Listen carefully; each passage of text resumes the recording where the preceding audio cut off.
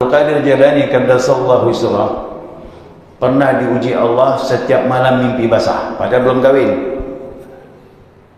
Setiap malam mimpi basah, tapi dia tidak mau dalam keadaan junub. Begitu mimpi basah, bangun langsung mandi walaupun tengah malam. Ini belum kahwin nih. Kita udah kahwin, kumpul, mana pernah mandi tengah malam? Mandinya kapan? Menjelang subuh. Dia pun masih lajang, tapi diberi Allah ujian. Mandi. Pas puncaknya terakhir, satu malam mimpi basah 40 kali. Bangun, mandi, tidur. Mimpi basah aja, bangun, mandi, tidur. 40 kali. Tapi lulus dia dengan ujian itu. InsyaAllah. Orang-orang dulu kuat. Ya. Kuat ibadah. Orang sekarang kuat lain. Ya, banyak kuatnya, tak tahu lah kuat apa.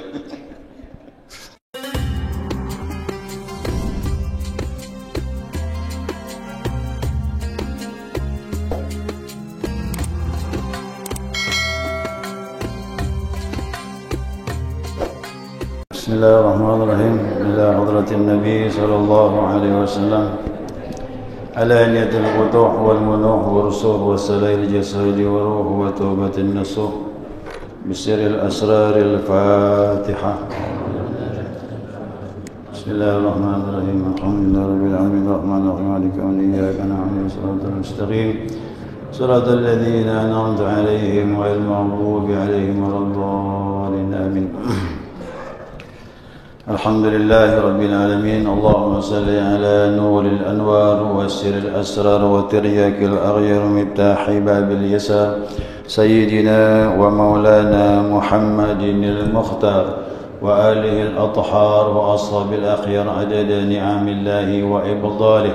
سبحانك لا علم لنا إلا ما علمتنا إنك أنت العليم الحكيم. اللهم ذكرنا ما نسينا وعلمنا ما جهلنا ولا حول ولا قوة إلا بالله العلي العظيم. Para jemaah salat zuhur rahimakumullah, shaimin dan shaimat yang dirahmati oleh Allah Subhanahu wa taala. Ya, assalamualaikum warahmatullahi wabarakatuh. Alhamdulillah, senantiasa kita mengaturkan pujian dan syukur kita kepada Allah atas limpahan rahmat hidayahnya. Kita dapat melanjutkan kajian kita, mudzakarah kita di bulan yang mulia ini, yaitu berpandukan kitab Lubabul Hadits, masuk bab berikutnya. Ini bab sadis, bab yang ke-6, fi fadilatil wudu, tentang keutamaan berwudu. Di sini tidak bicara tentang hukum, tapi bicara tentang keutamaan. Tapi nanti jamaah ingin tanya masalah hukum, silakan, tak masalah. Ya. Jadi ini hadis bicara tentang keutamaan. Jadi keutamaan wudu ini cukup banyak, lumayan ya, berdasarkan riwayat dari Nabi SAW. Baik hadis yang sahih ataupun hadis yang dhaif. Hadis yang dhaif boleh ya dipakai untuk beramal, keutamaan dalam beramal. Kerana disepakati ulama, hadis dhaif boleh untuk fadailul a'mal, bukan menentukan hukum. Yang selama ini kita dengar hadis dhaif tak boleh dipakai, siapa bilang? Kita telah melawan ijma' ulama. Hadis dhaif itu kok ada sifatnya motivasi beramal boleh. Menentukan hukum sah tidaknya, itu tidak boleh. Ya, tidak boleh. Dia itu harus pakai hadis yang sahih atau minimal di hasan hadisnya. Apalagi hadis mutawatir, sudah masyhur pakai. Ya, kita lihat keutamaan berwudu di sini berdasarkan hadis yang pertama dulu. Wa qala an-nabi sallallahu alaihi wasallam, ya, Nabi bersabda, "Man tawadda'a lis-salati", siapa yang berwudu untuk salat. Fa ahsanal wudu'a, kemudian menyempurnakan wudunya, ya, membaguskan wudunya atau menyempurnakan wudunya. Thumma qama ila shalah, nah, kemudian dia melaksanakan salat. Fa innahu yakhruju min khati'atihi kayaumi waladathu ummuhu, maka sesungguhnya ia akan keluar kesalahan-kesalahannya, dosa-dosanya seperti hari ia dilahirkan ibunya. Ya. Ini termasuk fadilah ini ya. Cuma di sini dia punya syarat. Ya, syaratnya apa? Nah, berwuduk di sini ulama menyatakan dijaga syaratnya, kefarduannya, dan juga adab-adabnya.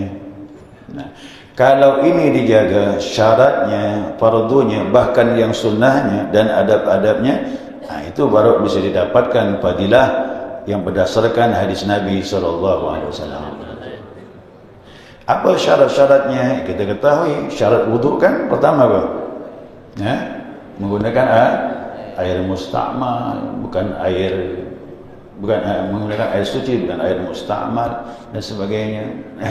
Nah itu syarat daripada berwuduk. Nah kemudian yang fardu-fardunya rukun dari yang pertama sampai yang akhir. Berapa rukun wuduk? 6. Ya, niat, kemudian membasuh wajah, apa lagi?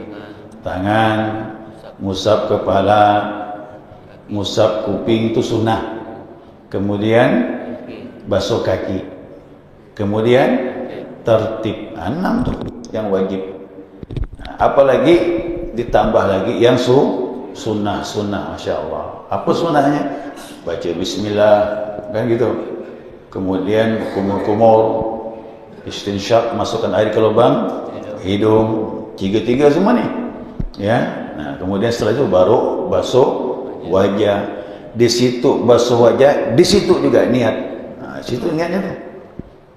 Ya, bukan pertama kali nyentuh air niat, bukan. Ya, itu sunnah masih. Ya, membasuh wajah, begitu air sampai ke wajah, situlah niat. Nah, kemudian basuh dengan teliti daerah-daerah lipatan, rambut alis, rambut bulu mata, apalagi yang punya jenggot, itu diratakan betul, dimasukkan jari begitu, seperti Nabi SAW. Nah, laki-laki ini agak berat nih, banyak rambut di wajah dia. Nah, ya, banyak rambut di wajah dia. Daerah lipatan kuping ini, lipatan kuping ini kan ada lipatan nih, ikut sunnah Nabi. Yang ini dikatakan tadi, Pak Hasan al-Wudu, menyempurnakan wudu. Nah, 3 kali dan sebagainya sampai nanti berdoa. Nah, kalau ini dilakukan, ya, kefarduannya dilakukan, syar'i dilakukan, sunnahnya juga dilakukan dengan adab-adabnya. Nah, summa qama ila shalah, kemudian baru dia melaksanakan salat. Nah, ini boleh dikatakan fa innahu yakhruju min khati'atihi, maka keluarlah dosa-dosanya kayaumi walatuhu ummu, sebagaimana hari ia dilahirkan oleh ibunya. Keterangan ulama di sini, fa innahu lam yabqa minhu syai'un min adz-dzunubi as-saghira, tidak lagi tersisa sesuatu pun dari dosa-dosa kecil. Ingat ya, dosa-dosa kecil, bukan dosa besar. Tapi dosa besar biasanya kita kan udah aman. Ya kan udah aman gitu. Artinya kalau kita paham agama begini, takkan mungkin nak buat dosa besar lagi. Nah, tapi dosa kecil itulah yang mengalir setiap hari. Itu pun mau dibersihkan. Caranya salah satu dengan wudu. Ka'annahu fi yawmin khurujihi min batni ummihi, maka di hari dia keluar sebagaimana keluar dari perut ibunya. Bersihlah dia seperti bayi. Tapi jelas wudunya ikut tuntunan sunnah Nabi Muhammad sallallahu alaihi wasallam. Ya. Dalam hadis yang lain, apabila seseorang itu membasuh wajahnya, kata Nabi, maka gugurlah dosa-dosa dari wajahnya sampai tetesan air yang terakhir. Itu kalau wudunya betul. Ya. Nah, waktu dia membasuh tangannya, gugurlah dosa-dosa dari tangannya sampai tetesan air yang terakhir. Demikian juga waktu membasuh kaki, kata Nabi, gugur dosa-dosa dari kakinya sampai tetesan air yang terakhir. InsyaAllah bersih. Tetapi ini banyak tak dipandang nih. Apabila berwudu, basuhan yang pertama belum meratai pada anggota wudu, maka basuhan yang keduanya baru merata, maka basuhan yang kedua baru dihitung 1. Paham nih? Maka yang teliti itu yang pertama. Ya. Basuhan tangan yang pertama belum merata. Basuhan yang kedua lagi belum juga merata. ada bagian titik tertentu yang tidak terkena air.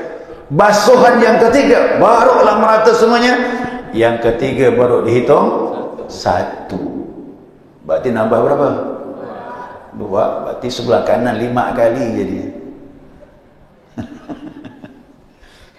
Nah, ini hati-hati jemaah ini. Maka saya bilang, yang pertama teliti, yang kedua tinggal jalan saja.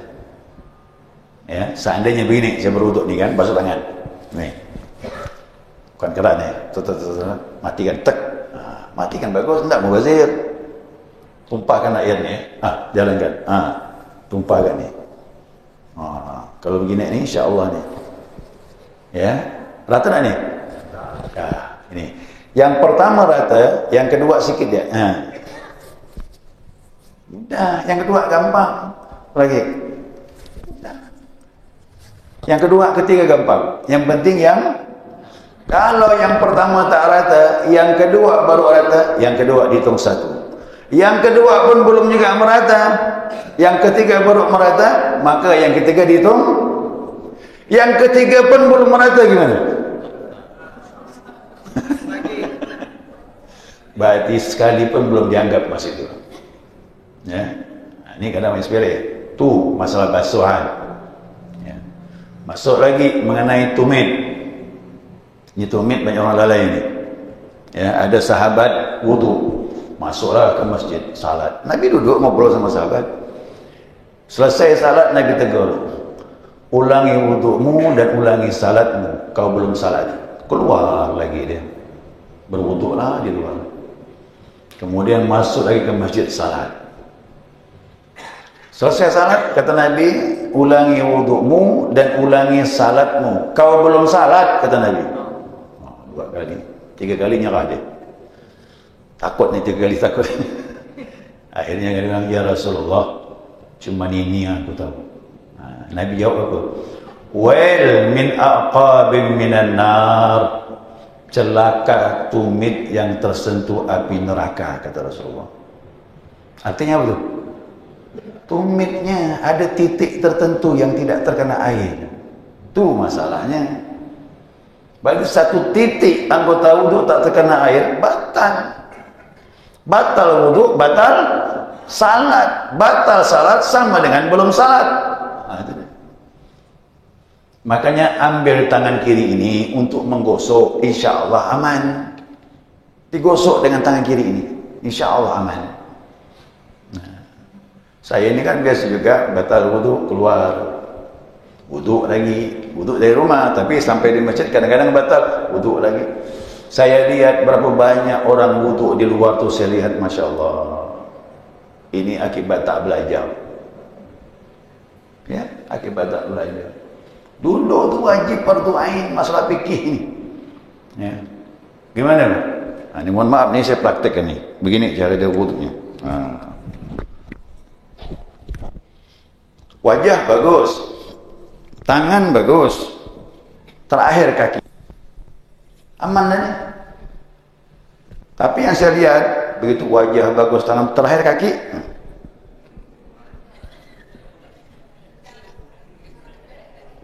salam, tumit gimana? Ini dikatakan Nabi, wail min aqabim minan nar. Ya, yang pertama itu kunci. Nah, kalau Nabi sampai mengancam dengan api neraka pada tumit yang tak terkena air, berarti semua anggota sama yang lain. Rasulullah SAW beliau pakai cincin. Ya, Nabi pakai cincin. Waktu Nabi membasuh tangannya, cincin Nabi tidak cabut. Memang kok pakai cincin jangan cabut lah. Nanti kembali lupa. Setelah berwudu, biasa lupa tuh. Apalagi cincinnya bagus, mahal lagi. Ya, cincin mahal, jamrud, delima. Ya, masya Allah, itu mahal. Nah, saya udah pengalaman tuh di Bir Ali itu, berwudu, bis sudah hidup, habis berwudu langsung jalan. Cincin tinggal di atas. Ya, bukan rezeki lah kan? Berarti rezeki orang. Kalau memang tidak dicabut, digerakkan. Digerakkan cincin itu.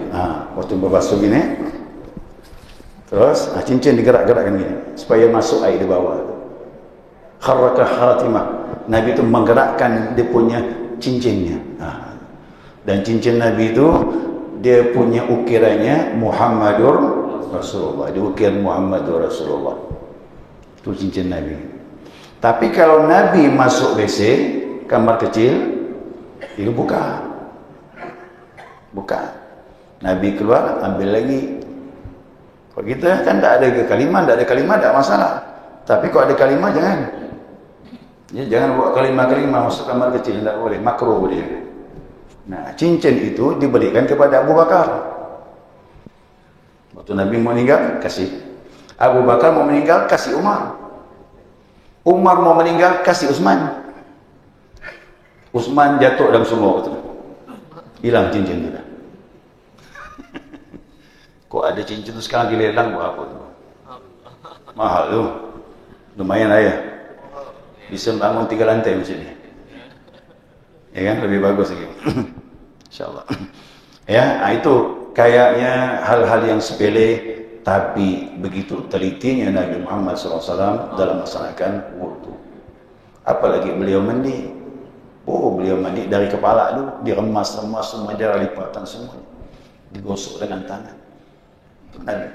Padahal Nabi itu, kalau tidak salah saya, beliau mandi itu dengan ukuran air 1 sak. 1 sak itu berapa? 5 mud. 1 mud 6 on. Berarti berapa? Sekilo? Berapa kilo lah tu air? Payah ngitung liter pakai kilo lah, 6 on. 1 mud tu 6 on. 1 mud itu air 600 mililiter tu. Yang aqua sedang. 5 kali itulah botol tu. Mandinya Nabi Muhammad SAW. Setengah ember tak sampai. Sepertiga ember ya. Ember yang standar. Mandinya Nabi. Cukup kerana Nabi menggosoknya lebih banyak. Waktu itu air mahal. Tak macam Pontianak ni. Hari-hari hujan.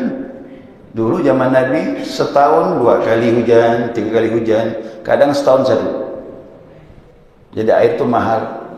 Nah, Nabi mandi 1 sak. Jadi 5 botol aqua yang sedang. Kita mandi berapa ember? Kita ni mubazir, semuanya mubazir. Wudu mubazir, mandi apa kan lagi. Apalagi kena penyakit was-was. Kena penyakit was-was, tambah mubazir lagi. Ya, dia main air begitu banyak, belum bersih. Akhirnya mubazir. Inna mubazina kanu ikhwana syayatin. Mubazir itu kawan. Jamaah yang bilang ya, bukan saya. Ya. Kemudian hadis berikutnya, waqala sallallahu alaihi wasallam, man tawadda'a lis-salati, siapa orang yang wudu untuk salat, wasalla, kemudian dia salat, kaffarallahu dzunubahu ma bainahu wa bainas salatil ukhra, maka diampunkan dosa-dosanya antara salat yang dilakukan dengan salat berikutnya. Jadi kalau wudu kita bagus sesuai sunnah Nabi Muhammad SAW, bukan hanya diampunkan waktu kita berwudu, bahkan dosa kita diampunkan dari salat yang kita lakukan itu bertemu dengan salat berikutnya. Itu kalau wudunya tak batal. Nanti ada pembahasan. Wudu tak batal dari maghrib sampai isya. Ini mengalir pengampunan Allah terus dari salat ketemu salat. Bisakah menjaga wudu ini? Tergantung pertolongan Allah. Ya, tergantung pertolongan Allah. Ahli ibadah biasanya banyak ditolong sama Allah. Bisa tahan wudu. Tapi satu saat kita diuji wudu yang selalu batal. Saya sudah mengalami dah. Namanya thalithur raih, suka buang angin. Menuju salat, satu salat untuk diselesaikan, wudu bisa 3 kali, bisa 4 kali. Berulang-ulang. Ya, salat, baru takbiratul ihram, iftitah, buang angin, wudu lagi. Masuk salat yang kedua lagi. 1 rakaat, buang angin. wuduk lagi. Itu capeknya luar biasa jemaah.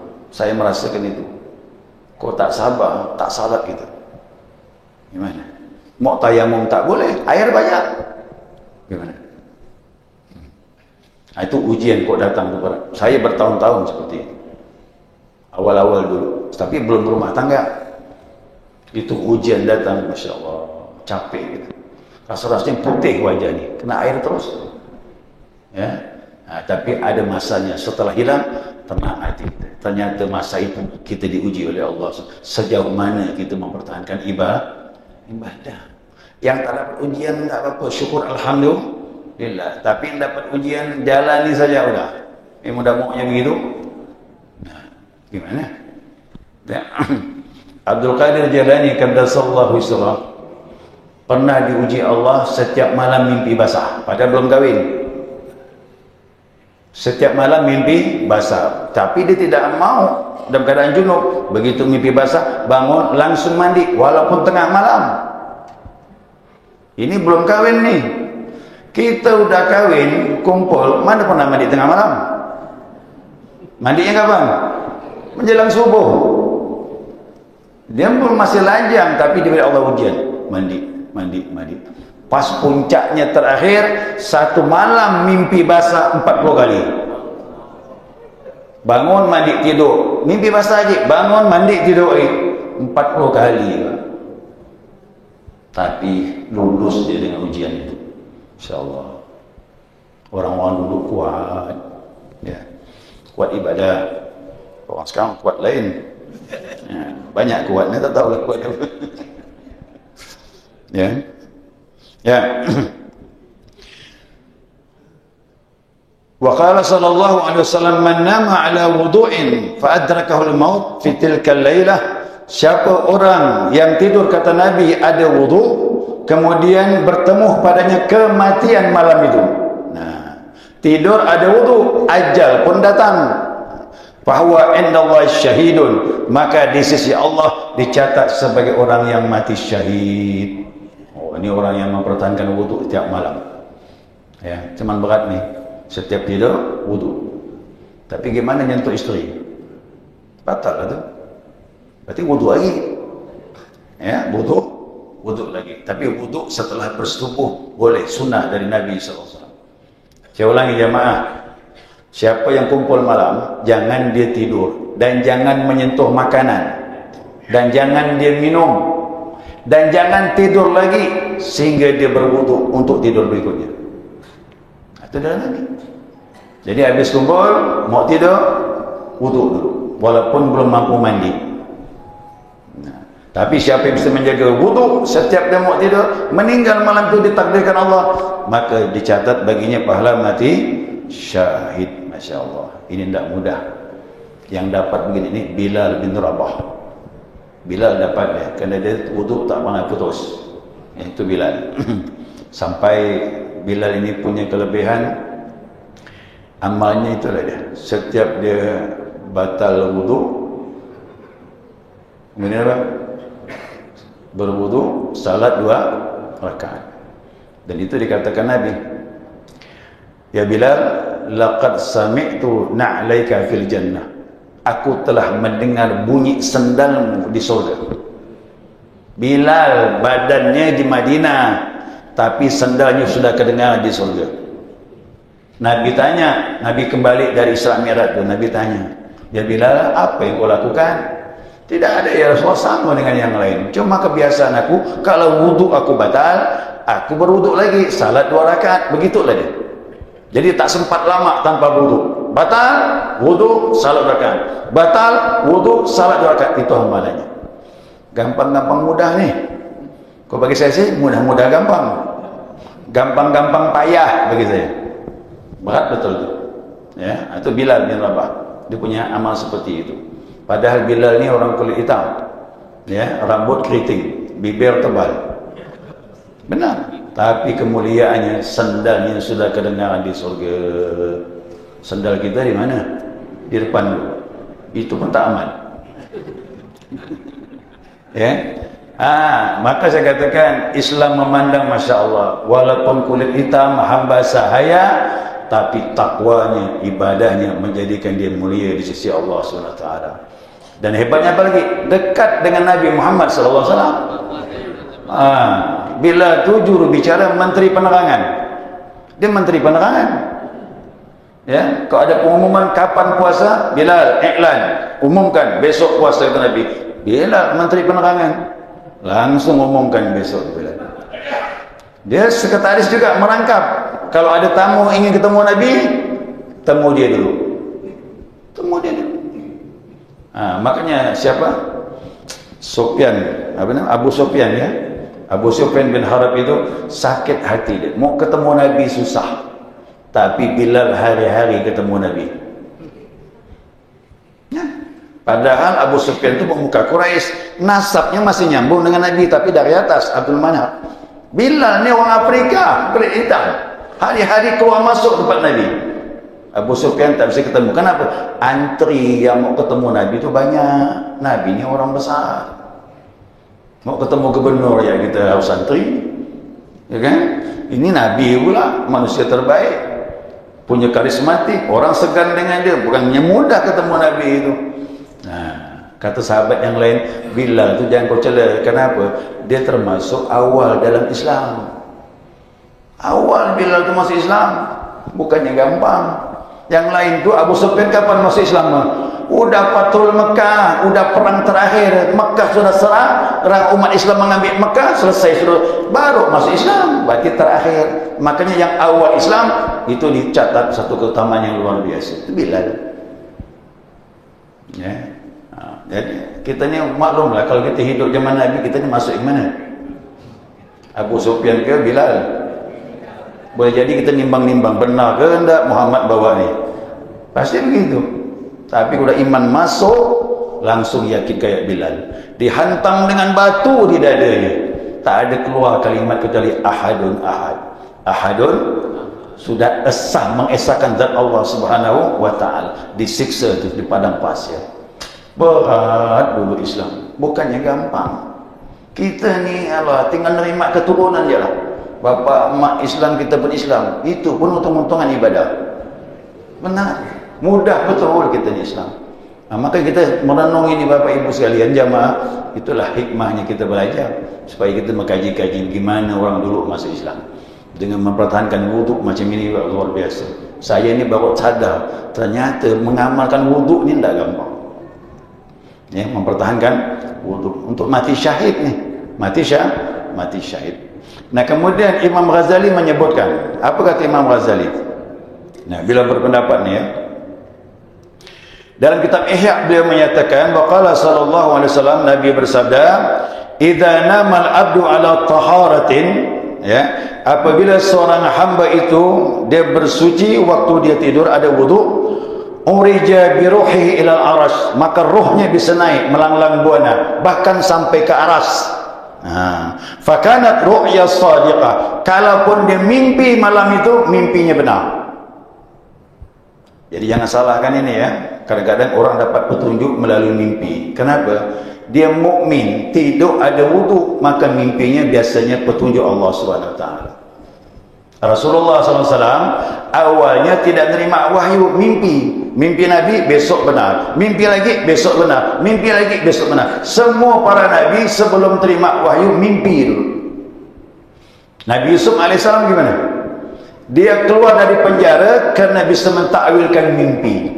Ada teman satu penjara ni, dia mengalami masalah, dia lapor dengan Nabi Yusuf, sama-sama masuk penjara ni. Aku mimpi begini. Oh, mimpi kau seperti ini isyaratnya, ini hikmahnya mimpi kau. Langsung begitu orang tu keluar dari penjara, apa yang dikatakan Nabi Yusuf semuanya benar. Tak kalah raja mimpi. Ini raja mimpi. Begitu raja mimpi, dia melihat ada 7 sapi gemuk, kemudian 7 sapi kurus.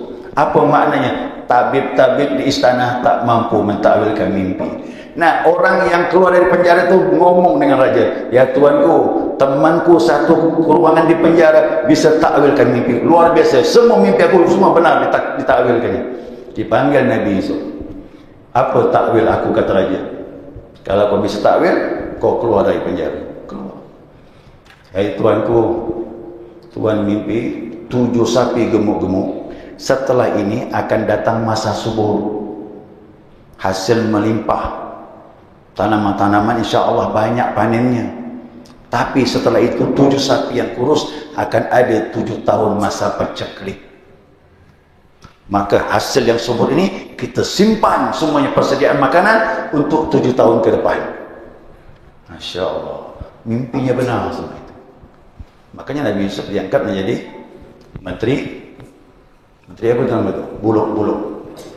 Apa tu buluk tu? Untuk menangani masalah sembako, itulah Nabi Yusuf itu dari kerajaan itu.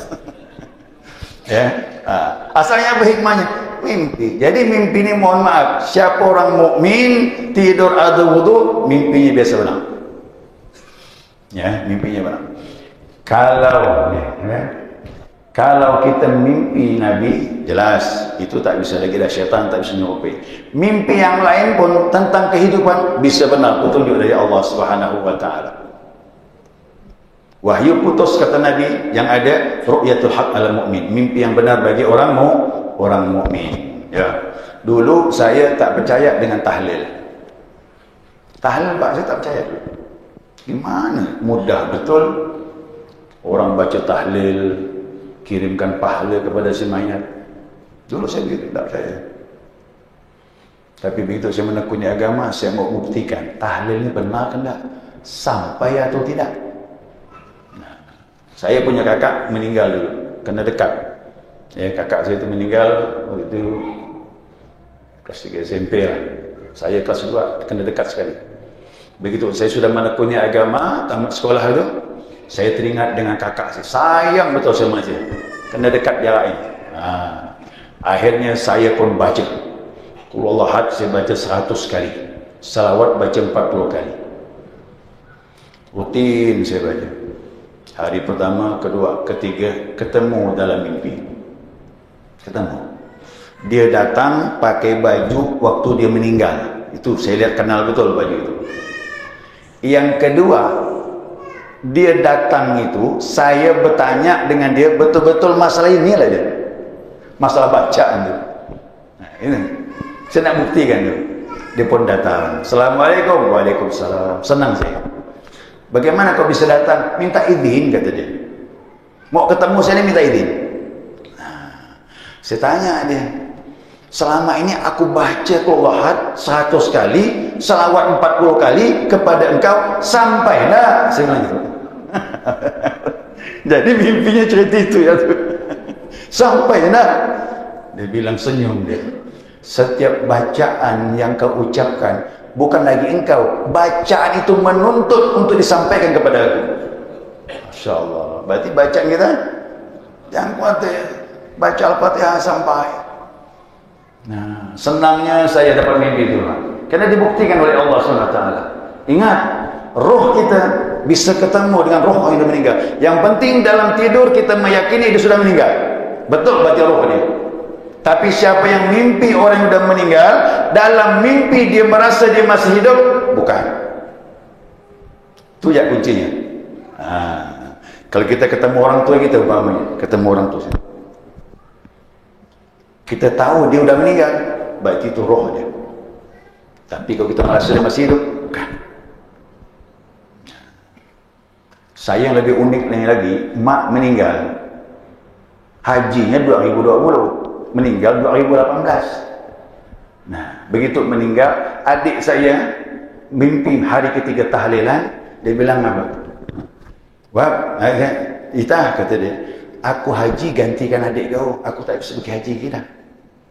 Dia mau pergi haji 2020. Berarti hajinya batal. Dia bilang, aku gantikan dengan adik kau. Jadi haji aku batal, suruh adik kau berangkat.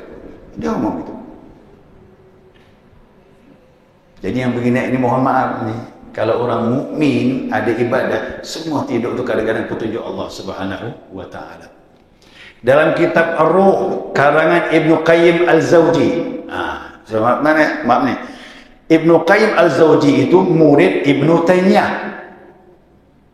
Kadang-kadang pengikut Ibnu Taimiyah ini tak percaya tahlil, tapi buka kitab Ar-Ruh. Itu murid kesayangan Ibn Taimiyah tu, Ibn Qayyim Al-Zawji.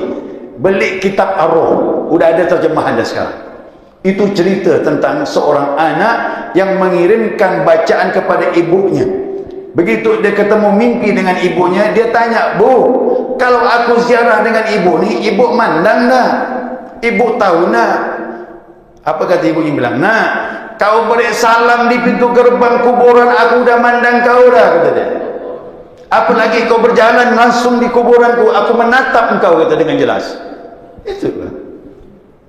Makanya tidak ada kebahagiaan bagi orang tua yang meninggal kecuali diziarahi oleh anaknya.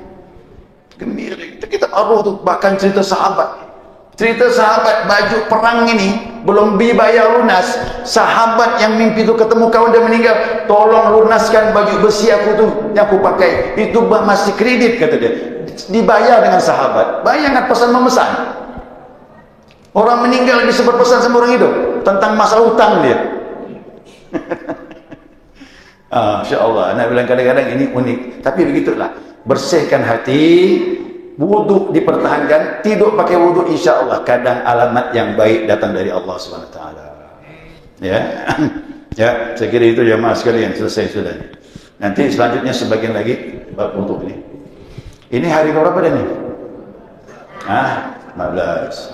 Wa bihamdika asyhadu an la ilaha illa anta astaghfiruka wa atubu ilaik. Allahumma salli ala Muhammad. Tak ada pertanyaan tadi ya? Ada besok je lah. Besok.